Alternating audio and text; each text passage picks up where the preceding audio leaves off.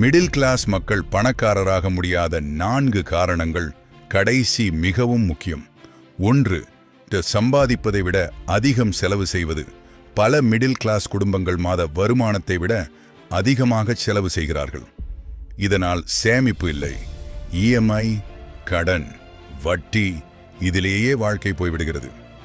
செலவு கட்டுப்பாட்டில் இல்லாமல் பணக்காரராக முடியாது. 2.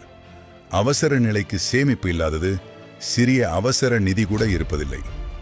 ஒரு எதிர்பாராத செலவு வந்தால் உடனே கடன் வாங்க வேண்டிய நிலை. அவசர நிதி இருந்தால் வாழ்க்கை நிலையாக இருக்கும். 3. இல்லாத பணத்தை கூட பெரியதாக காட்டிக் கொடுத்தல். சம்பளம் சரியாக இல்லாத நேரத்திலும் புதிய போன், தேவையில்லாத ஷாப்பிங், பிராண்டட் பொருட்கள் இவையெல்லாம் கடனிலேயே வாங்கப்படும். 4.